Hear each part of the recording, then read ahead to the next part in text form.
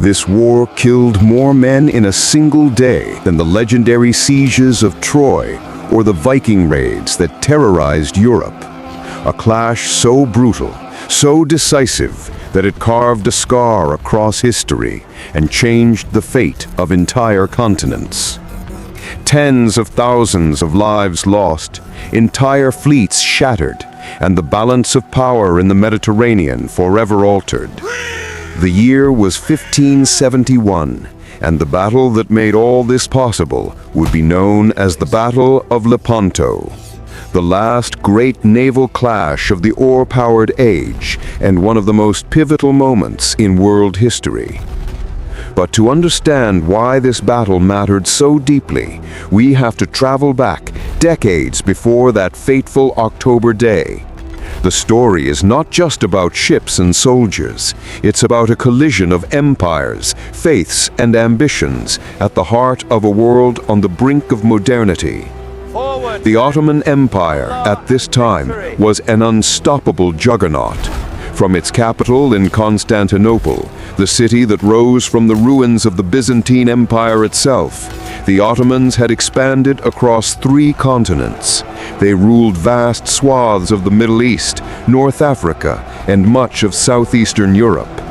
Their armies were among the most disciplined and fearsome on earth, their navy the dominant force across the eastern Mediterranean Sea. The Ottomans had conquered territories that had once been thriving centers of Christian and Byzantine culture, and to many Europeans, they represented an existential threat.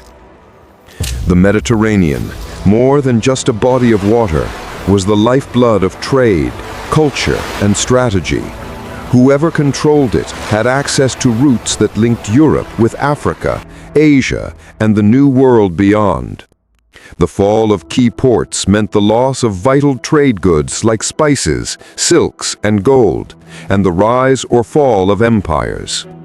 By the late 16th century, the Ottomans seemed poised to control the entire Mediterranean, making it, in essence, a Turkish lake.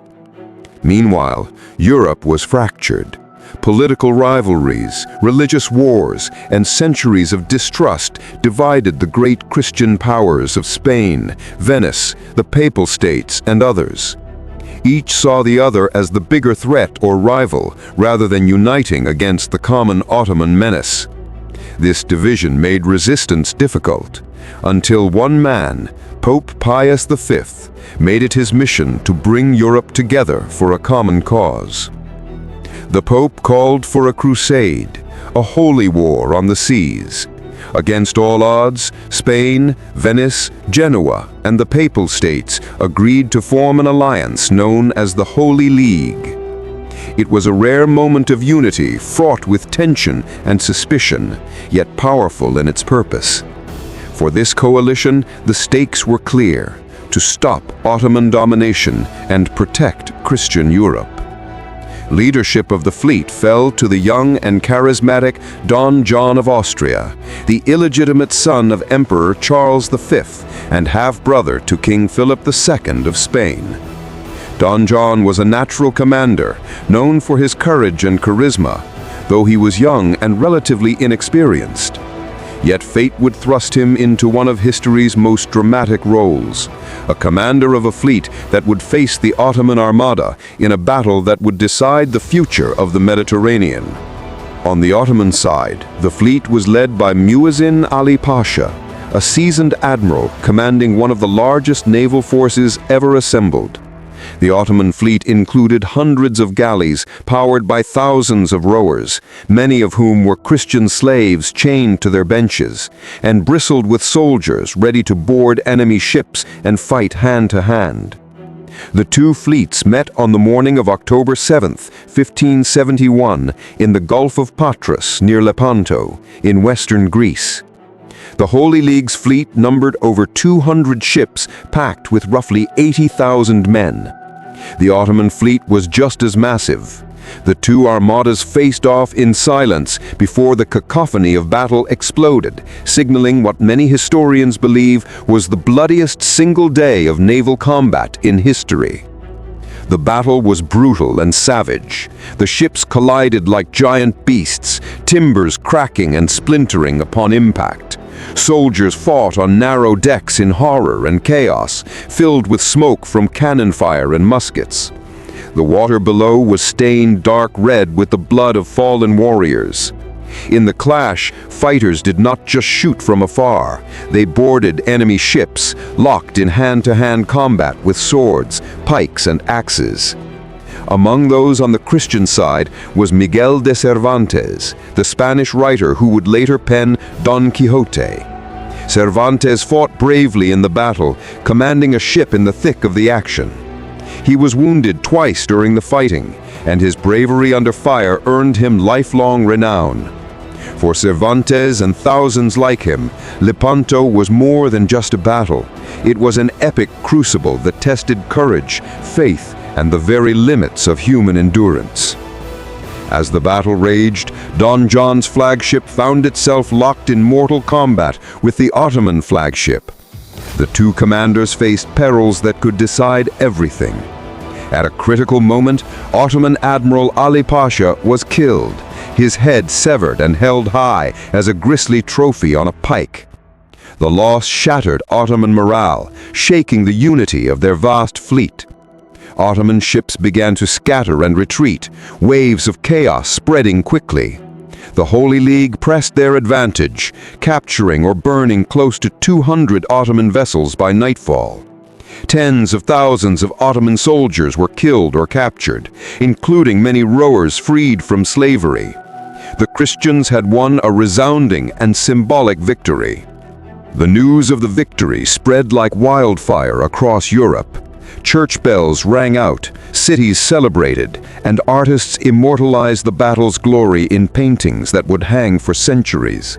For many, Lepanto meant the end of Ottoman naval domination and a reversal of centuries' worth of fear and uncertainty.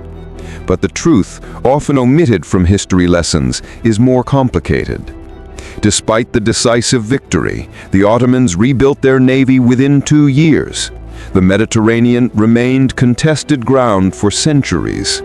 Lepanto, as momentous as it was, did not crush the Ottoman Empire or end its expansion. It was a significant turning point, but one in a long and ongoing struggle. The battle did serve a psychological victory for Europe. It proved the Ottomans could be defeated and that a united Christian front could stand firm. This gave hope to a continent worn by centuries of division and war. And perhaps just as importantly, Lepanto marked a technological and tactical shift. It was the last great battle fought with galleys, slim oar-powered warships suited for close combat and boarding.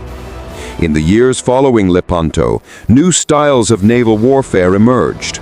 Sailing ships with powerful broadside cannons would dominate the seas. Empires would rise with fleets that sailed vast oceans, shaping the course of global history in ways that are still felt today. Miguel de Cervantes later wrote of his experience at Lepanto, describing the terror and heroism of the day. His personal tales remind us that history is made not only by grand strategies and royal decrees, but by the bravery of individuals in moments of unimaginable crisis. The Battle of Lepanto was more than just a military confrontation. It was a clash of civilizations at a critical turning point, a brutal contest between faiths and empires struggling for supremacy. It was a last stand of an ancient style of warfare and the dawn of a new age that would shape the future of Europe and the wider world. So when you hear of Lepanto, remember it as a day when the tides of history turned sharply, when thousands fought and died on raging seas, when empires battled for survival, and a fragile alliance held firm against the storm. And now, the story doesn't end here. Lepanto was but one chapter in a larger saga of war, politics, and culture that continued to shape continents. If this story captivated your imagination, subscribe for part 2, where we will unravel the aftermath of Lepanto.